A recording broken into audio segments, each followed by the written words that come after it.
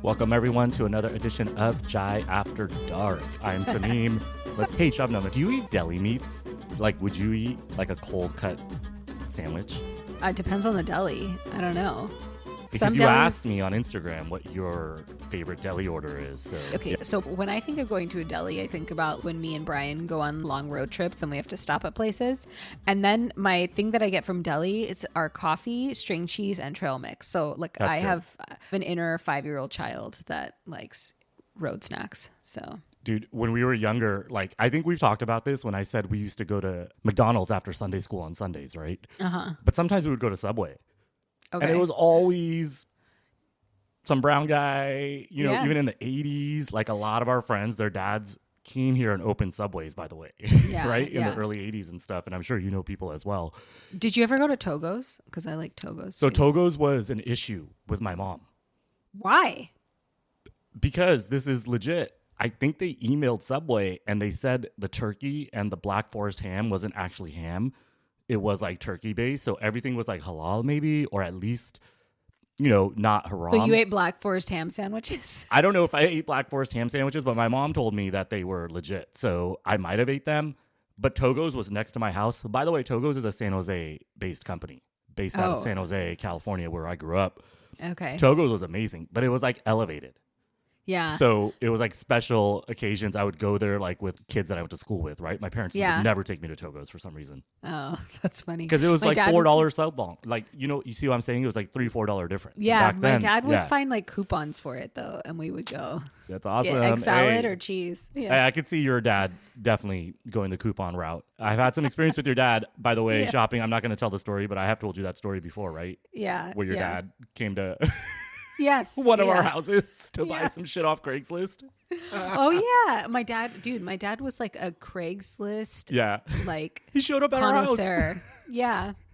And then my dad was like, that guy used to spend the night at my house in the 80s or some shit. And I'm like, you didn't even talk to him.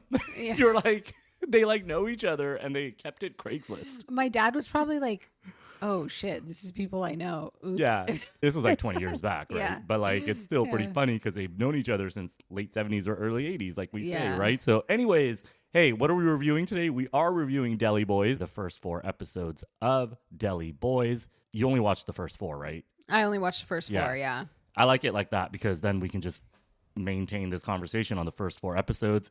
And at the end of the 4th episode, it's super climactic, right? So it's actually a great place to stop. You guys can find this on Hulu. All the episodes are like 24 to 28 minutes. I watched all 4 episodes this morning, 9 a.m. to 11 a.m. And now it's 11:01 a.m. Let's go. So you know how we do this. Yeah. So what'd you think? I was afraid it was going to be cheesy to start out, but it kind of came out swinging and it was actually funny. Like, this is actually really good. I like it. Yeah, I mean, I would say the bones are cheesy, but every TV show is cheesy. It's like the serious brother. I mean, is Mir even serious? He's a fucking idiot too. They're both idiots. But it's supposed to be one's a serious kid, one's the druggy kid. Mom's out of the picture. A lot of these like Desi shows start like that with one parent's already gone. And that dad's actually been in a ton of stuff, right? Yeah. Like the guy with the cup, with the coffee cup. I mean, I liked it. I thought it was funny. I felt like Shabnam, if you and me started writing a series last July, this is what we would probably end up with. Yeah. It's like very like the stuff that we talk about. Some of the jokes even that they used are jokes that we've made on this podcast. I'm not saying they stole anything, by the way. I'm not saying anything like that. I'm just saying there's a lot of shared trauma, especially who wrote this series. Totally. There's a lot of underlying brown themes here. Yeah. Almost more so than even the actual story. And if you're brown and you grew up Muslim and religious, by the way, these motherfuckers are Muslim. Yeah. And she's like, Assalamu alaikum, I'm going to shoot you in the face. It's like, okay, let's go. Oh, man. Yeah. But you're right. It starts off hot. Yeah, it starts off hot. So the premise is there's these 2 brothers, Mir and Raj. Their dad, basically, he's trying to groom them to take over his deli businesses. And then he's got some golf courses and they're filthy rich and they're spoiled and whatever. And they go to golf with their dad. And, he's talking to them about the future of the company. And some other golfers nearby hit a golf ball and it hits their dad in the temple. And blood comes gushing out and he dies in front of them. And that's how we start. Yeah, and then his assistant, the white kid, like yells like 4 times in the first episode, and when the dad gets hit by the golf ball, like his white little protege, right? He's just like ah, and then he screams, and then I don't want to jump ahead 3 episodes, but I'm going to because then he's the kid when we're all praying at the masjid, and he's like Ameen. Yeah. So it's just like this white kid is like the comic that wasn't relief. 3 episodes. That was like 3 scenes because then that's the right, funeral right. of the of the dad. So then they're grieving and all that. So then they have a funeral for their dad, and their funeral is a Muslim funeral because they're a Pakistani family, and they have it at the mosque, and they do a prayer, which, you know, the prayer for when someone dies is different than a regular prayer. And so the guys were like messing up, and that was funny. And then, like you said, as soon as the prayer ends, it's the GC of the company, right? That white guy, he's the GC of their company. And he's like, Ameen. I know. Like you said. Like, so Ameen is amen. For, you know, and amen is said, obviously, after prayer. So when we used to go to the mosque, like, Shabnam's completely correct. There's a prayer called janaza. Janaza is when someone passes away, and you don't bend. You don't go to your knees in a janaza prayer. You just stay up with your hands. Yeah, you stand up. Yeah. And then the whole time. They say Allahu Akbar or something, and they go down to their knees. Yeah. and I was like, oh, shit, dude. It's strange, right? Like a rated R, essentially, show. Yeah. And it's kind of like... It's crazy like undertones, religious. Like, it's strange. Yeah. Yeah, it's a vibe. I like it. I mean, I think it reflects us in a sense too, right? Yeah. And then, hey, I'm going to tell a small story here because when they go down to their knees, Brian George, who is playing Ahmed, the uncle, who's hilarious, by the way. Yeah. The guy that he was in Seinfeld as well, playing the same fucking character. But yeah, he like hits them and he like pulls them back up. And that's what happened to me when I used to go to Pakistan. Like sometimes when I was a little kid, I don't know how to pray, right? And then people would get aggressive and they don't even know you because they're like, oh shit, your prayer better be good. So they would pull you up or hit you or whatever. So that's a very like, there wasn't anything exaggerated in the first few scenes, which is insane. I know people aren't going to believe us, but it's totally real. Other than Lucky Auntie shooting that dude in the face. I mean, that doesn't happen all the time, but you know. Or, you know, it's not like there's like cocaine business moguls. I mean, there might be.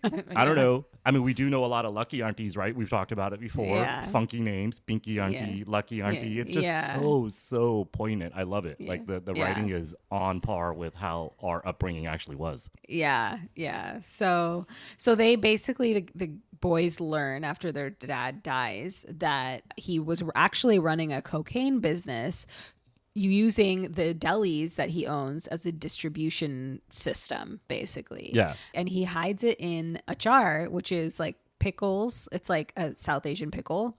The best condiment ever, in my opinion. I love achar. And I told Brian last night, I was like explaining it to him. He's like, what? You pickle mangoes? I was like, it's the green mango. And he was like, you pickle the shit out of them. Yeah. He's like, you eat it? I was like, dude, I have it right here. And I opened the cabinet. He's like, stinks. Sticky icky. And you know what? It is sticky icky. It is, but it's good. It's very sticky. It's very icky. And it's that very pungent spicy. Smell. Yeah.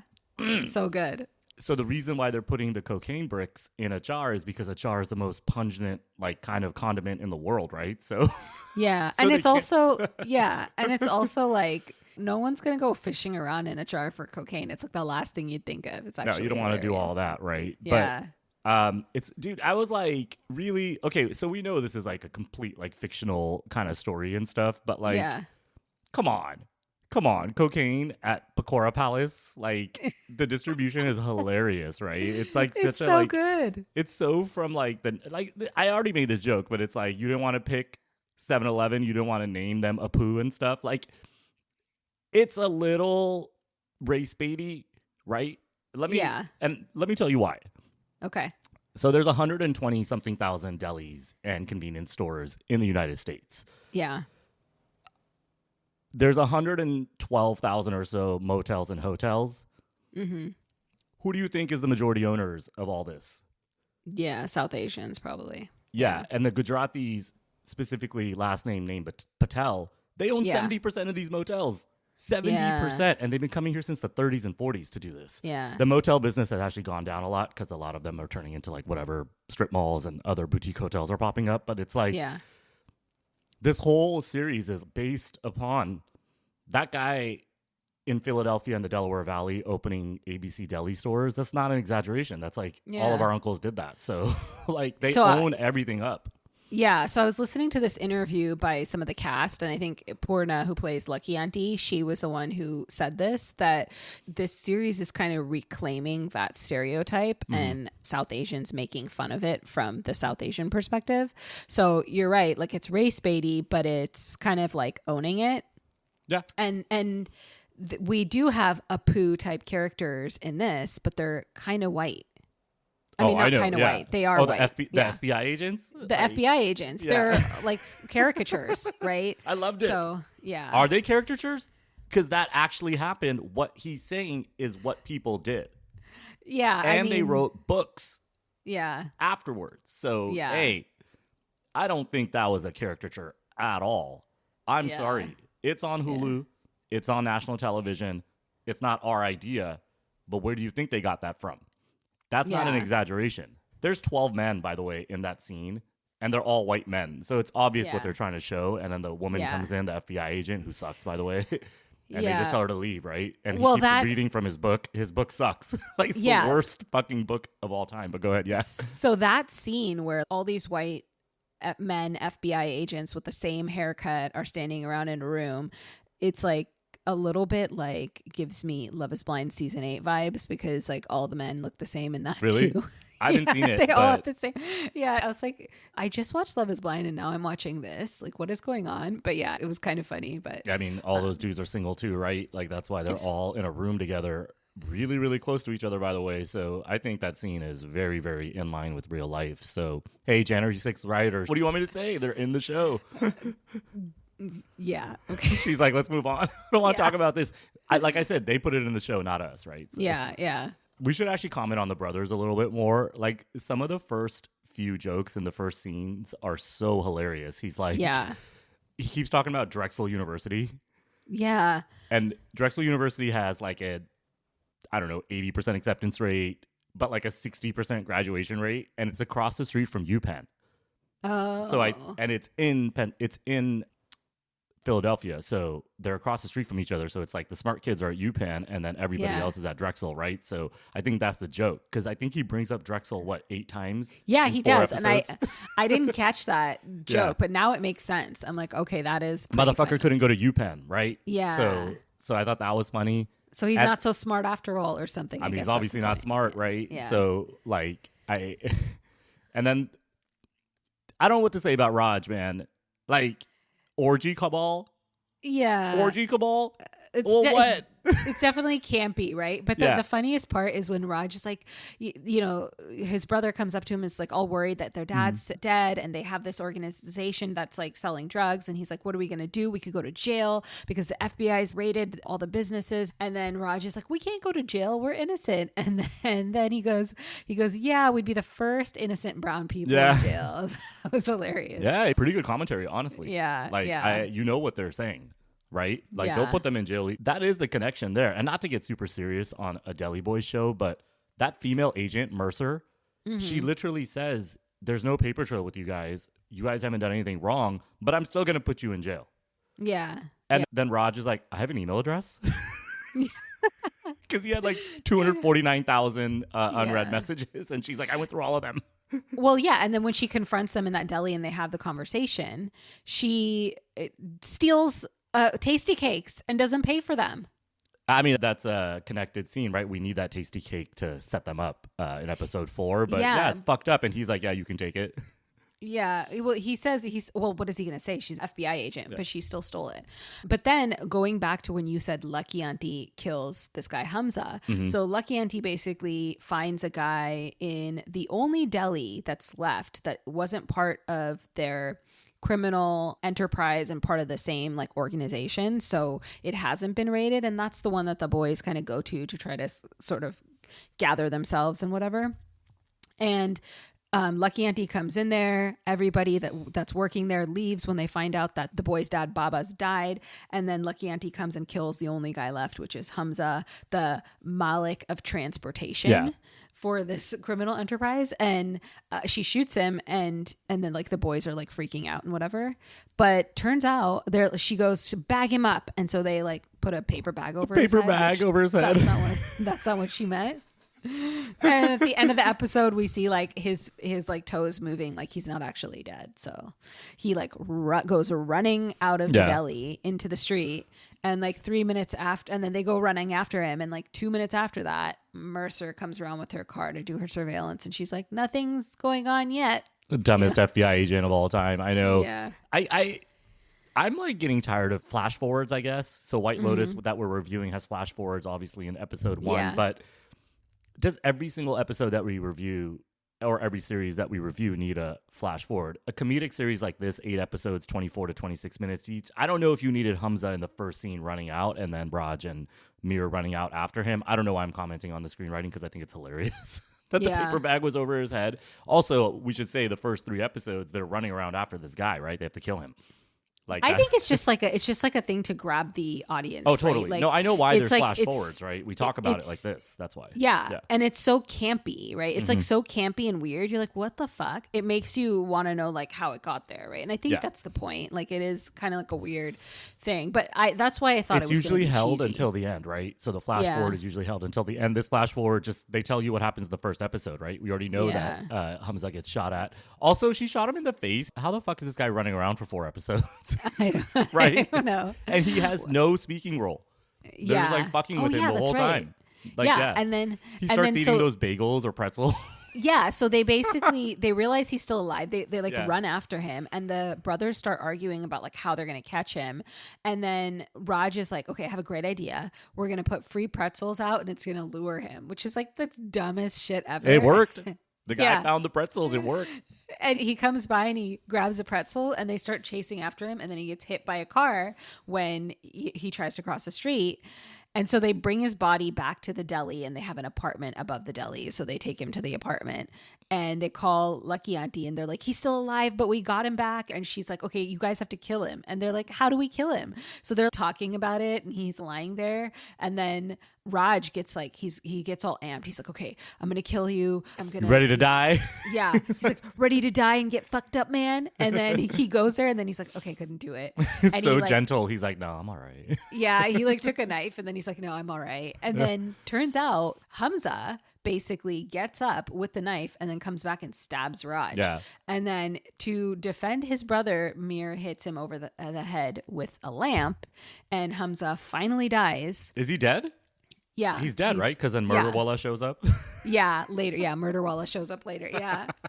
But then Raj has a stab wound, and then Raj goes, stick your finger in it. And if it smells like poop, I'm going to die if it's an infection. Is that a real thing? I don't know. I have no idea. I mean, hey, doctors that email us, by the way, chaiafterdark@chaiafterdark.com, let us know. If it smells like shit, is he dying the worst possible death? Because I have seen that before in a movie called 12 Duffel Bags or something like that. I can't remember off the top of my head, but they shoot them up the ass. Oh, no, I think it's called Terrible Ways to Die in Denver. Sorry, that's not the right one, but it's something like that. And to give the most painful death of all time, you do shoot someone up the ass. But this was in the side. This was in the side. This was in the abdomen. Yeah. But this was in the abdomen. Yeah, I know, but I'm wondering if it's the same smelly bile. I wonder if it like goes to the front. Bigger the front, more bile in the back. I don't know. We're not doctors. I'm sorry. Oh, okay. So medical advice from Sameem. No, this is not medical advice. But they did take him to the pediatrician's office, and he was all good. He was totally fine. Well, before that, the funniest part is that Raj is like, I saw this on Better Call Saul. And then Mir goes, I'm not going to pay an additional fee to watch a show that I've already had a subscription for. AMC Plus versus Amazon Prime. He's totally right. Why are we going to pay $12 a month? Hey, I already went on my rant for Hulu versus Netflix on the previous episodes. Thank you for letting us share these passwords, because no, I'm not paying any. AMC Plus, Paramount Plus, Peacock Plus, Disney Plus. Come on. These corporations need to calm down. By the way, corporate panchodes is the funniest thing that they call each other. Did you pick that up? They call each other corporate banchodes or just in the beginning? Yeah, he's like, we're not corporate banchodes. I don't actually know who said what, but hey, for the audience out there, we're always giving proper pronunciations and translations. Shabnam, what's a banchode? Tell everyone. You want to say it, or you want me to say it? it's a motherfucker, but it's actually a sister. It's a sister but fucker. It's used the same way as we would use motherfucker in English. But sister fucker sounds pretty. It's pretty. That is the insult, right, for South Asian culture. Like the quintessential insult. So hey, if any Indians are pissing you off, go call them pancho. Like our man Uncle Ahmed, he hates India. Yeah. No, well, I'm not going to get into the whole sala as an insult. Oh, that's a bad word too. Yeah. Do they say that word? No, they don't. Oh, they didn't want to go that far. They didn't want to say sala. That's less bad. No, that's less bad than benchod. But it's like, What's the worst that you can think of?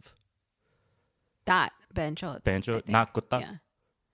Kutta's pretty gross because that's what That's when I used to go to Pakistan. That's what you would call people that you really did not want. Yeah, but think about it. Like when you went to Pakistan as a kid, the words you were hearing were like things that were still fine for children's ears. Yeah.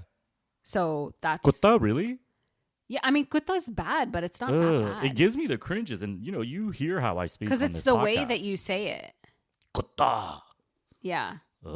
Dude, what if like everything South Asians say is very dramatic. It's it's just like really unnecessarily dramatic in my opinion. I mean, hey, let's go back a little bit in time. These two little boys, we've talked about this before.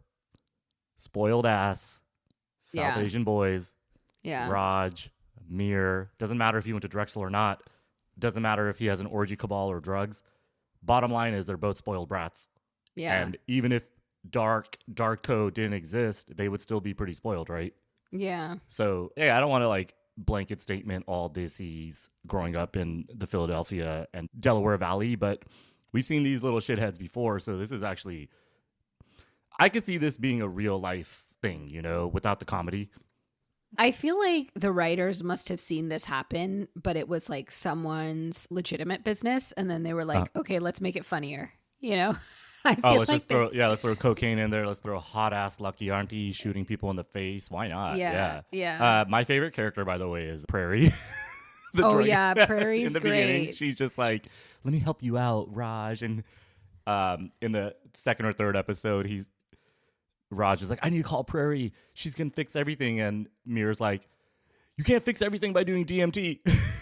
Oh my God, the most hilarious line ever. I don't know what DMT is, by the way. I looked it up. You did text me and you're like, Amir references DMT. It's like a death drug. It's a death drug? I thought it was a little bit like acid. I mean, I don't know. I don't really know what acid does either. But it's a hallucinogenic, right? A little bit. It's not like... Someone told me that it's supposed to be like, it's supposed to bring you close to a feeling of death. Like, why would... I don't know. Maybe because it opens your eyes and you... I mean, that's like kind of like a out of body kind of experience, right? So, which is like Raj's whole vibe, right? Yeah, he's like living out of his own body. So yeah. But then Prairie's like, she's like, I didn't realize that the orgy cabal was funded by your money, and I'm like, where did you think all these Philadelphia hoes were coming from? Like, just for Raj's aura? No, it was for the money. Seriously, for his vibes. For his vibe. He says it too. He's like, I'm the vibes guy. Yeah, he actually is the vibes guy, dude. That guy's hilarious. He is. I like him a lot. Yeah, he's so funny. Yeah, so Prairie is played by Alfie Fuller, which is great. She's super great. I like that they had her in there, a woman of color, for that character instead of a white woman. I think it worked really well. Oh, the casting on this is incredible.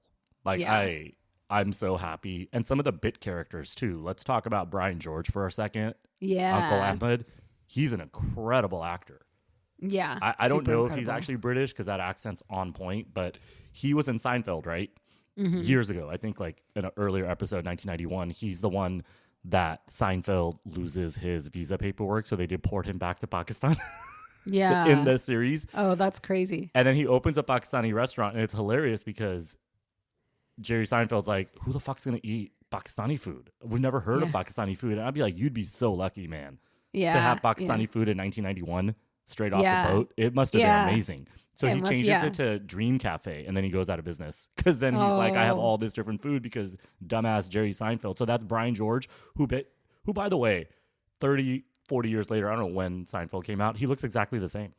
Dude hasn't aged at all. So I don't know what else he's been in, but his accent, I think he's doing a better job than Lucky Auntie. Uncle Ahmed's my favorite. Yeah, and then he's like, you don't want to vote for me because I'm gay? Yeah. Oh my God. I love that part. So they have this whole meeting where they try to decide who's going to take over the business next. And Lucky and Ahmed are fighting over it. Yeah. And all the other Desi guys that are on the board of Darko very typical Pakistani names, right? Like Fayaz and all this stuff. Yeah. Hassan Ali. And, the butcher, all this. Ali the butcher. Yeah. It's hilarious. I love that. That's a great scene. Yeah. Yeah. And then who's Charlie? He's like, who's Charlie? I thought Charlie was your dad. He's like, that's my boyfriend.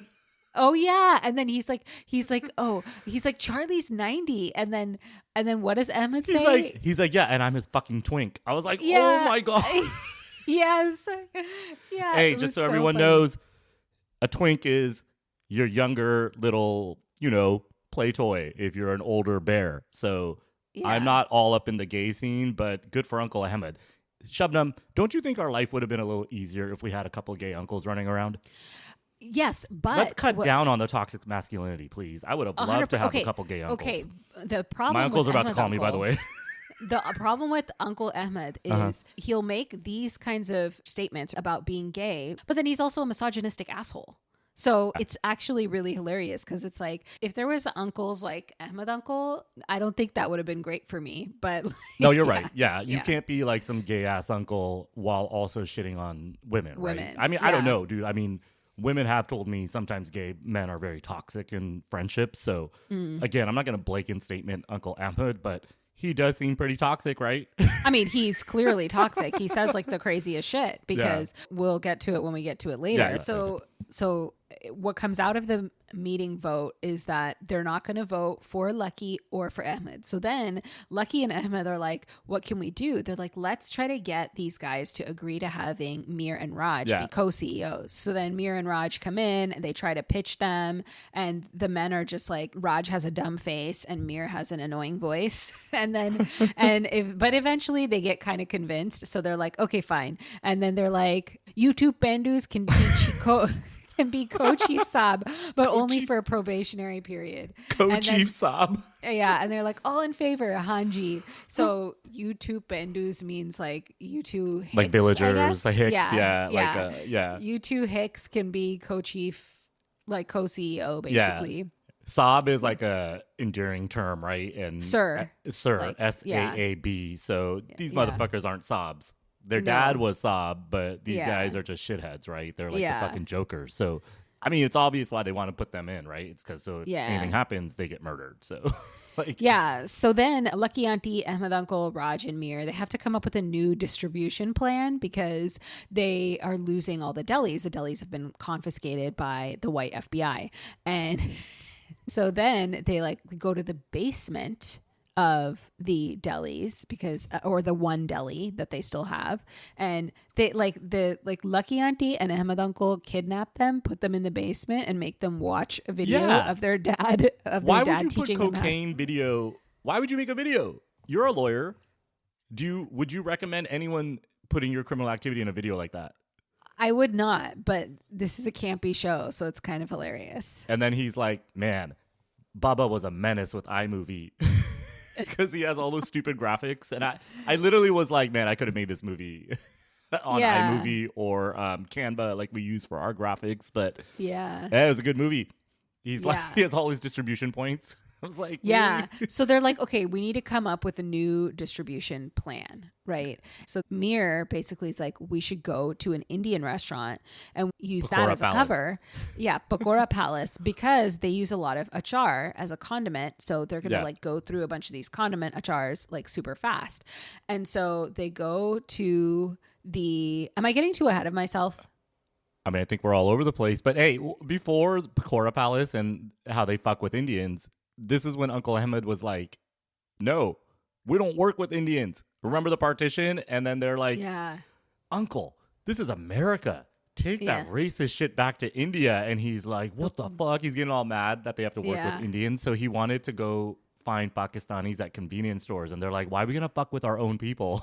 So they go find Pakora Palace. And I don't know, man. They walk into Pakora Palace and there's, first of all, everybody knows there's probably an Indian restaurant every single block in the Philadelphia, New Jersey, Delaware, New York City, tri-state area. I don't know what they call it, but there's Indian restaurants everywhere. So why are you so hyper-focused on Pakora Palace? I don't know. But that family was hilarious that owned Pecora Palace. Yeah, so it's a mom and a dad, and then a grandfather, and then like some 20-year-old girl who wants to be a Comic-Con influencer. And her parents are like, we're gonna have to support her for the rest of our lives. And she's like, Comic-Con influencers make a lot of money. Yeah, and then they're like, no, we don't want your drug money unless we take all of it. So they wanted to give them 10%, and Auntie's like, no, I want 50%. And the dad's like, just fucking kill me. He's like, I'm here negotiating drug prices. Just fucking kill me. Like, and I'm like, this is exactly what we talked about in the beginning of the episode. That is a completely real situation to like want to die because you have financial struggles and your daughter wants to be a content creator. I could like literally see a Desi man just being like, this is it, dude, my life sucks.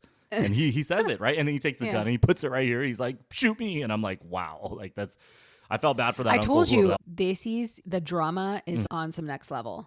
I mean, I, not to get like super serious, but it's like, man, dude, your daughter's pretty. She wants to marry Raj. Like, hey, you could have a pretty good life. Put these two families together. So Shabnam. So that ends up being the solution. I know. So basically, how did we get here? So Raj comes to the store to help out, and then he's basically Nandika, the girl, she sees him and she thinks he's hot. So Mir's like, hey, do you think Raj is hot? And she's like, yeah.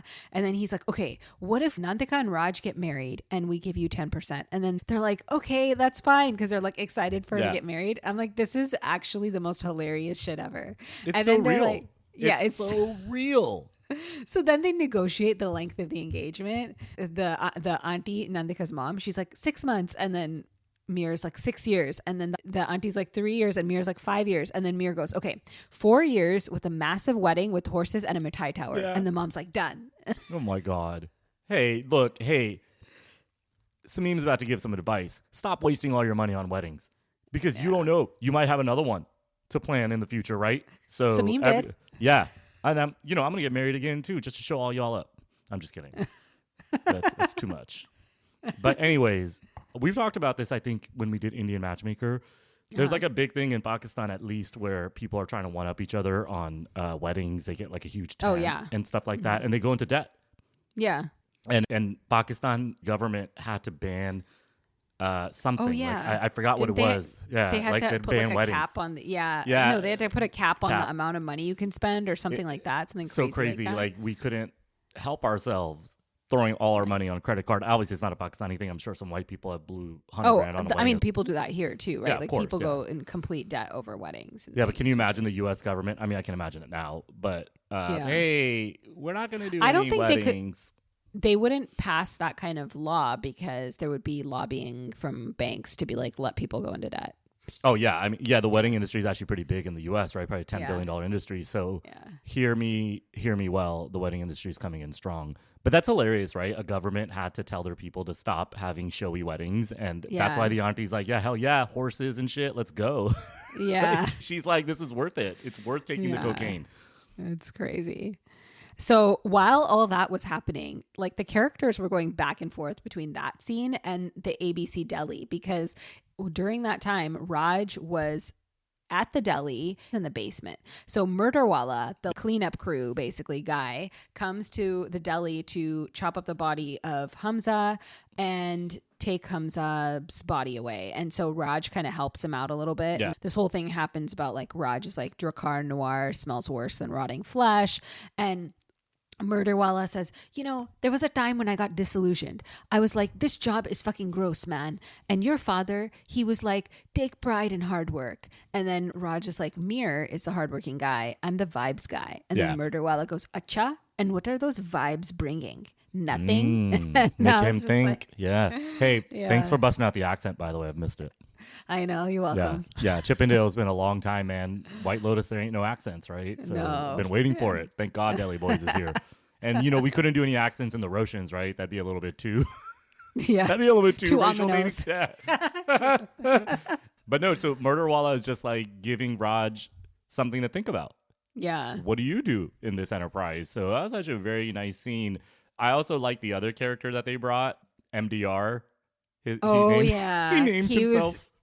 He was so good. So let's paint the picture a little bit for this. So everybody's happy. They get rid of Hamza's body. Murderwala takes it away. They also close this deal with Pakora Palace, and Raj's Bath Bucky engagement is done. He's like gonna get married to this girl. Mubarak, motherfuckers. Yeah, that's what they like. The crew says that when they become co-chief sobs. I know it's different, but I just really want to yell that out. That's hilarious. Oh my God, you got to grab that soundbite for other stuff in the future. Hey, when my daughter gets married, I'm gonna just throw it out there. Mubarak, motherfuckers. Like, come on, man. Okay, please don't do that. I'm sorry. Sophie's gonna be so embarrassed. You think I don't embarrass her enough? Are you kidding me? Like, it's Saturday, dude. I'm telling you everything. Oh man. So after all of that happens, then they're like, let's go get our cocaine and let's get the show started. So they go out to the garage and they open the pod where the cocaine should be, and it's all gone. So somebody has stolen their cocaine. Yeah. And then they're all freaking out because they have to pay Mr. Lozano back. And they go like, okay, let's go visit Mr. Lozano and let's tell him that we want an extension or whatever, right? Yeah. So they go to Lozano, who's supposed to be like, he's like a caricature of an Italian person, right? But they kept saying Peruvians, right? So are they the Peruvians? I don't think they're the Peruvians. Because then at the end of episode 4, there was another crew that they brought on, and we don't know what happens because then we're going to do another episode. 5 to 7. 5 to 7. Yeah. So Lozano, though, was Italian because at one point Mir's talking to him and he's like, Mr. Lasagna. Please. Please, I'm begging you. Yeah. He's like, just give us a little more time. So then Lozano goes, I'll give you 24 hours, but I need human collateral. And then they like volunteer Ahmed before anyone can say anything. And then like Ahmed stays there. Yeah. And they go off and talk to MDR, which we'll get to. Mm-hmm. But let's talk about, this is where all the misogyny comes out. I mean, it came out kind of before anyways, but Ahmed Uncle is talking to Mr. Lozano and he's like, in the old days, I would be the CEO automatically because, you know, because I'm a man, right? And then he's like, they kicked me out because I had some facts about Indians, right? And he means like that Indians suck or whatever. And then Lozano goes, I thought you were Indian. And he's like, no, I'm Pakistani. And then Lozano's like, you hate each other even though you look exactly the same? I love it. That's hilarious. Yeah. Racist. Oh, so good. But then they start laughing and he's like, ha ha ha. And then he's like, are you still going to kill me? He's I mean, it's kind of racist and it's kind of true, right? Like it feels racist because Lozano's saying it, but it's also kind of true. I mean, if you saw Brian George today at Trader Joe's or Whole Foods, you would say he's Indian. But like Brian George in real life is Indian. He's not Indian. Pakistani. He's playing a Pakistani character. Yeah. So he's, I don't know. He's British Pakistani, obviously, in the show, but the motherfucker's Indian. Like, we would say Indian as well, and we are brown. So, like, hey, but nobody ever calls me Indian, so that's great. And Lucky Auntie's Indian, but she's playing a Pakistani character, too, so it is actually hilarious. Small things like the achas, acha means okay, tika means that's fine. They use all these words intermittently throughout all these scenes, and if my family got involved in the mob or whatever this is, like, they'd be dropping all these small nuggets of Urdu as well. But let me just say something about Purna really quickly, because everybody knew this was coming. Mm-hmm. Damn. Hello. You put a gun to my face. Do whatever you want. I'm telling you right now. And you know what? You know what her Instagram handle is, right? Pornography. Go follow her. Get that extra O in there. She's a badass bee, man. She looks so hot and she's amazing. I mean, it's amazing cast. Like, amazing she's cast. So scary. Even without the gun, slap me around. I don't care. Yeah. Like I don't know who that lady is. I know exactly who she is. Never mind. I will say though, when I watched Rami a few years ago, I was pretty caught off guard in that first season where she's the lonely married woman from the mosque that he ends up banging. So it's pretty, adultery's not the best sin that you can do in Islam. So everybody go check out Rami season 1. Where Purna does bang Rami. I don't know her from anything else, so other than this. Well, she's in Never Have I Ever. She's the mom in Never Have I Ever. Hey, I don't watch that stuff, right? Is it reminding you of your daughter too much? No, I mean, I don't really need to watch a show based around somebody trying to lose their virginity to a white man. Sorry, I'm just saying it. I don't actually know if that's what it is. Somebody, no, you're okay. So it's not somebody, it's a literal child. And then that's why I didn't say it. I'm not going to say it out loud. It just doesn't seem and then it's like not a white man. It's a literal another child who's like, I think he's half Asian and half white kid. It's not a Julie situation from 1975. Yeah, it's not. It's on a Julie situation from 1975. It's quite a reference, right? Yeah. Anyway, so porno's hot. I'm cool. I'm down with it. Pornography on IG. Everybody go check her out. Go check it out. Yeah. So basically in the scene with Ahmed Uncle and Mr. Lozano, they're like basically commiserating over being sexist. And Ahmed is like, just out of curiosity, if I made a move, would you support me? And then Lozano's like, not with 14 hours left. He's like, if you actually pay me and you stay alive and I don't have to get someone to kill you in a few hours, then I'll think about it. Yeah. So that was a crazy scene. That actor, like, he's just been in so many comedic films. He was in Superbad. He was in Nick and Nora's Playlist. He always played like that stoner guy or like a mobster guy. He was in Pineapple Express with Craig Robinson and James Franco. Kevin Corrigan. Yeah, I have no idea what his name is, but that guy, he was part of that whole Seth Rogen, James Franco crew back in the day. Though I don't actually think Seth Rogen and James Franco are friends anymore. They had a very public breakup, but he was in that crew and he's in so many movies. He's perfect in this role. Yeah, and he's so good. This motherfucker's gonna die, right? Like we already know. At some point maybe. Yeah. Hey, we're gonna survive. Right. The brown people are gonna survive. Yeah, but we were right that like he's Italian. He's not Peruvian. The Peruvians are coming. We haven't met them yet. Okay.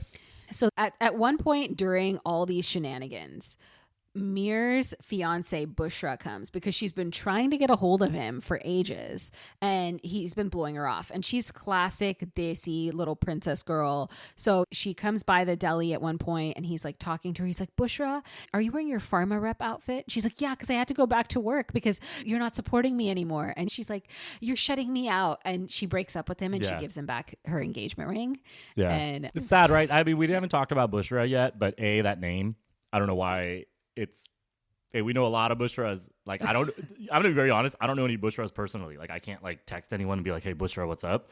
But I've heard that name a lot. And if there was somebody that was with a person like Mir, and it would be a Bushra. It would be a Bushra. It would 100% be a Bushra. Yeah, you're totally correct. Yeah. And she's super pretty. But my favorite scene with them is in the beginning. She's like, "We're already living in sin. And my parents are not going to be down with this." And that is another super, super brown thing. It has nothing to do with being Muslim. That's a South Asian thing. It doesn't matter what the religion is. You can be Christian Indian. You can be Hindu Indian. You can be Muslim Indian. You can be from Bangladesh, Nepal, Sri Lanka, Indonesia, Southeast Asia even. You ain't living together.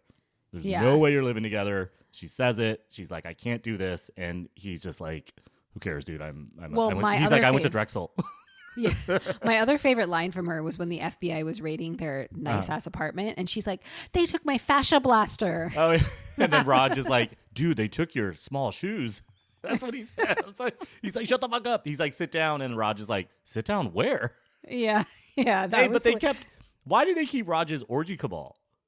Right? Because it was hidden. Because the FBI, it was like a secret door. Like it was like, we already talked about the FBI agents are dumb as fuck, so they couldn't open a door. Yeah. Yeah, they didn't realize it was like this hidden room which was his wellness orgy cabal room. So they didn't raid that. Not to get all White Lotus, but I think that orgy cabal room is going to be super important in the next 3 episodes. Interesting. Right? I'm excited. Like, what else? Why would they keep it? Like, I'm trying to think of things that are kept like kind of in plain view that might be something that they need in the future. Hey, maybe Prairie's going to come in and blow them all away with some drugs. Ayahuasca. What's ayahuasca, by the way? She was like, oh, that's, you take it and it makes you throw up, but you feel better afterwards. That's what people say. Yeah, but also like there's been all these scandals about retreats where people take it and then they get raped. Oh, sorry everyone, we're trying to do a lighthearted show. Okay, maybe I'll delete that. Or I don't know what ayahuasca is, right? I've heard of it. It sounds stupid as shit. I told Brian one time, I was like, people are talking about ayahuasca retreats. He's like, you need to be careful with that. I was like, okay. This podcast is our ayahuasca, by the way, right? Yeah. Because we could just say what we want. Yeah. So let's talk more about Prairie. So Prairie, she is a Black woman who is super into crystals and healing and energy. And she's a like energy crystal healer, but she also does insurance fraud. So she was running a wellness class in the hidden room in the house that the FBI didn't get to. And she does a wellness class, but the FBI agent Mercer, the woman, the only woman, there's like 12 men and her, the only one woman, she comes to the class to basically bust Prairie. And she busts her at the end because she goes to Prairie like, hey, so like, how do I pay for this? And Prairie's like, oh, you can just bill it to your insurance under like whatever. And then the lady's like, I'm going to get you for insurance fraud. Yeah, got her. And so, yeah. It's hilarious. It gets even funnier when they're in the car. Like doing, she's like, they're the worst. What does she call her? Like the worst. Yeah. She's like, I can't believe I have to rely on this person. She's a drugged out fucking hippie. Like, what do you want her to? She doesn't even know Raj, essentially. Yeah. Like, it's like they're always high. So. But their conversations are hilarious because Prairie goes to her. It's just that Raj is like an Aquarius and, you know, Mir is like a Leo. And she just starts going into their astrology and trying to explain their behavior from astrology perspective. And then the Agent Mercer starts getting really mad. And she's like, are you a Capricorn? And then Agent Mercer's like, yeah, but that's besides the point. And she gets all like... She starts crying and shit. I don't know what's going to happen with those two, but it's like... Obviously, Mercer is going to be on... I'm assuming she ends up on the Deli Boy side, right? They're going to flip Mercer. Yeah, they're going to flip Mercer, right? Like, I don't know. Mir's going to end up with her, right? But the thing is, the funny part about it was, in the end, she opens up to Prairie about how the other FBI agents, it's like a boys club, and they hang out without her, and she sees all the posts, and she's so upset about it. It's just like this world is like, man, what a commentary on social media, dude. Yeah. First of all, you want to hang out with those motherfuckers talking about January 6th in the book. Come on. Yeah. And then all the guys are like up each other's asses, like listening to the book and like, you know. And he like calls himself a hero and shit. Like, it's just so funny. And then he's like, I have a 2-book deal. So he's like a 1 book on January 6th. And then the next one I can write about busting these guys. He's like, you have 20 seconds. And then she's like giving her whole spiel about how she's going to bust them. And he's like, hurry up. Go faster. It's just like he's the most important man in the world, right? So whatever. And the way that she decides, the way that she sells them on like potentially busting these guys is that the tasty cakes that she stole from the deli, they are expired. They're like from 2021 or something. So they're like, tasty cakes from 2021. The most popular snack in Philadelphia is still in their shop. And so they basically surmise from that this is a front for a drug operation because there's no way that a tasty cake from 2021 would have not been sold yet. That's right. I don't know. I've never had a tasty cake. So have you had a tasty cake? I mean, I'm sure I've had one before. You know, I bought some powder donuts from 7-Eleven yesterday and I ate the entire thing. So it's kind of the same thing, right? I guess so. But yeah, like, I mean, what's I've a tasty had a powder cake? Is that like a ho-ho? I have no idea. I'm going to Google a tasty cake right now.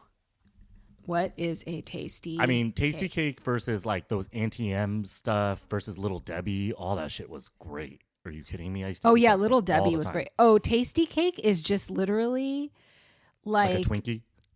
Like a Twinkie, but it's more of just like a cake with frosting on top. There's no frosting on the inside most of the time. Oh, well, that's no fun. Yeah.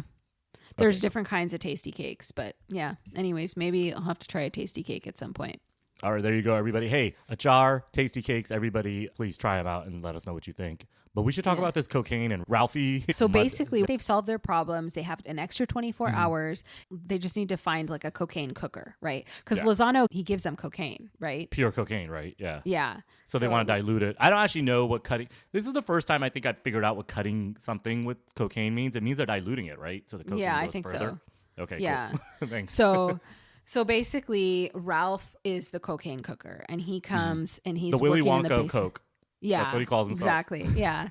So he's working in the basement of the deli with Raj, and they're working on the recipe. And he's telling Raj the recipe, and Raj is like, "This is too watered down. Like, we should make something more potent." And then Ralph gets really insulted. He's like, "This is my recipe, and like, how could you insult me like this?" And he quits. And so Ralph then tells Lucky, he's like, "I'll come back, but only for $5,000." And so then Lucky comes and tells the boys that, and they're all like, "Okay, we're totally fucked and we don't know what to do." And then Mir is like, "Why don't I sell the engagement ring that Bushra gave back to me when she broke up with me, and we can use that money to give to Ralph to get him back?" So they do all that. They go to Ralph's house. They give him the money. And then Ralph tells him, "I only said that because I thought you didn't have the $5,000. So I still don't want to come back." Yeah. But the funniest part is they walk into his house and he has this sweet little white wife with like the sweetest little voice. And she offers him a bump of cocaine, like coffee. And then she's like, "I got to go make my hashed banana bread." So she's making like weed banana bread, right? Weed banana bread. Yeah. So then Lucky Auntie really wants Raj to apologize because they had a falling out right in the basement because Raj is like, my cocaine's the best. Some will say that drugs are my entire life. And Mir is like, I will trust him with cocaine and literally nothing else in this entire world. So like that's why he has like a huge head that he's the best cocaine guy on the planet. Yeah. So he starts recounting a story where in the house that you were just describing, and he's like, me and my boys in Miami in 2004, we had this gold vial and we were snorting these lines. Yeah, it was time. Miami Art Basel 2014. Art Basel 2004. And then Ralph is like, wait, what? He's like, that's my cocaine. I'm MDR. And what's his name? It's Muqtadar. Yeah, because basically Raj is like, it came in this little gold vial and it said MDR on it. And then Ralph goes, MDR stands for Muqtadar. I made that cocaine. And then he gets all nostalgic. And then he's like to Amir, he's like, because Bushra broke up with him, is like, this sad simp is right. Let's do this. Because like the last 20 minutes, Amir's just like crying. Like he's not doing shit. So he's just crying over Bushra. But whatever. So then they're like, let's do it. Let's fucking like get this cocaine going. So then these guys become best friends again. And they get to work and they pay Mr. Lozano back and they get Ahmed back. And it's I'll take like, one old brown piece of shit, please. When she walks in, she like saves Ahmed. I thought, hey, she said she was going to keep him there. So hey, look, hey, Lucky Auntie's great, dude. Not only is she hot as shit, she's also forgiving. Compassionate and forgiving. Hey, oh man, you can beat me down any day as long as you're nice to me after. Yeah, I'm just kidding, dude. I don't have any sort of S&M kink, right? Hey, I don't want to keep giving like disclaimers. Comedic podcast, everyone. And then, so then the show ends on Bushra coming back and making up with Mir, and Lucky Auntie's like coaching it, and she's like watching them, and then they make up and they get back together and they kiss, and then she's like, "Mashallah." Yeah, and I was like. I was like, what? Said no auntie ever. No, not at all. Darko is leveling up. That's what they say. So then the final scene is, I don't know, I think it's the Peruvians or what, but then they do get the brown coke. They call it like the curry fuckers, and they're like, they think these curry fuckers are back. We'll see. So, hey, we don't know what happens. It's kind of White Lotus-y, right? It's kind of fun. It is. To not this watch is the fun. whole thing. I like it. It's campy. It's funny. It's cultural. It's deep. Interesting. It's deep too. Like if you know the underlying tones of what we talked about, like it's pretty deep. This is a great show. We don't know how it ends, but yeah, we'll see. And this is enjoyable for anyone, but there's little cultural nuggets they put in there that are really interesting, right? Like when I first started watching this, I was like, okay, there's supposed to be these two Pakistani brothers named Raj and Amir. And Raj kind of doesn't make sense because Raj isn't like a Pakistani Muslim name and he's wearing like literally a big Allah chain around him. So it's like, what's going on? But then when he goes to the pediatrician for his stab wound, they go, Isa Ibrahim. And he goes, call me Raj or whatever. So it's like, oh, it's a nickname. So they kind of explain that too, which I was like, that's like, a great pickup, and that could be something that's going to be important because all the jokes are pretty like freestanding, right? So when they're talking about the partition and uncle being misogynistic and the dad being a complete fuck up in terms of like that's an over the top Desi uncle thing, which is one thing we didn't talk about in the beginning is every single time we do one of these shows, what is going on? It's like a Desi uncle that's just so desperate to be cool, right? Yeah. Like I know the dad dies in the first scene, but it's like we talked about with Bad Boy Billionaires. We talked about with Indrani Mukherjee, DJ Uncle. These guys are just like so desperate to be like, what did you call it? Rock star in the front, like nerds in the back or something. Like, what is going on? Like, what is just, I don't know. Rock star on the sides, like redneck in the back. That's what I said about Bad Boy Billionaire's hair. Yeah. The guy. I don't know. It doesn't sound like he wants to be a rock star, but dad did like white women, right? So Raj they does make say that in the joke too, beginning. which I think that's going to probably come back too. Yeah. So I don't know, man. I liked it. But one thing I'm going to say is like I wanted to say it in the beginning is like, look, we're Pakistani, right? And we've been doing a lot of South Asian stuff since we started this. It's just kind of nice to have it, right? And like every time we have like a news article or something that shows up on our news feed, we're like, holy shit, more stuff to talk about. So yeah. I know this isn't like a positive representation of brown culture, and it's using jokes that we joke about like 60 episodes in now. Yeah. But they're still a family. They still want to combine families, arrange marriages. They still want to be happy. Raj still wants to make his dad proud. Raj is like more into his dad, that his dad is a potential murderer, cocaine distributor. Yeah. So, hey, it's still a feel-good story, right? We get representation and we get feel-good. Yeah, and I think even though it's not quote unquote positive, it's positive because it's kind of reclaiming a stereotype. Yeah, and then ours. it's also and then it's really campy and it's reclaiming, making fun of the stereotype, really poking fun at all cultural stereotypes, Yeah, right? I agree. Like Mr. Lozano, and then I can't wait to meet the Peruvians, and there's the FBI agents, all the white people, completely over whatever. the top. So, yeah, totally over the top. Yeah. But like, we can't be goofballs. Like, Desi people, like, we talk about it all the time. We're funny as fuck. And there's a lot of South Asian comedians that are just kind of like taking over the comic scene, right? So good for these guys. Asif Ali and Sagar Sheikh, by the way, so good. The brothers. I've heard of the name Asif Ali, but I think it's because I have a shit ton of friends from the Bay Area that are named Asif Ali. So I don't know these two comedians, but whatever, dude. They're great. Yeah, they're great. Yeah. They're so awesome. Yeah. And then Tan France is in this too, but we haven't met him yet. We haven't met him yet. Later episodes. I'm so excited. Yeah. And then all these, like, Ishtak is the dad in the beginning. Baba, he's been in a bunch of stuff. Like I said, Brian George is an amazing actor. Who's Ralph Muqtadar? Because I was like, familiar, I need to look right? him up. Yeah, he totally does. I don't even know if he's South Asian because Kevin Corrigan, I've seen Muqtadar with that guy, Kevin Corrigan, in other shows. So who knows? I don't think he is, just because of the way he pronounced Achar. I was like, he's like Achar, yeah. He didn't say it right. But yeah, who is he? It's Jeffrey Arend. Okay, so his IMDb is Ralph Hashemi Arend. So he's like part Kashmir Middle or something, Eastern, maybe, something like maybe part, like he looked a little maybe Turkish or Iranian or something. I don't know why I said Kashmiri, but okay, you might be right.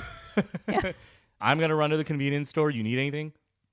I would like string cheese and trail mix, please. I got you, girl. All right, everybody. Hey, it's Saturday. We're out of here. Thank you, Deli boys, for giving us some fucking relief. That was pretty funny, dude. I had a good Saturday morning. What are you up to the rest of the day? Oh, I'm going to go out tonight with my really good Indian friend and our other really good Indian friend.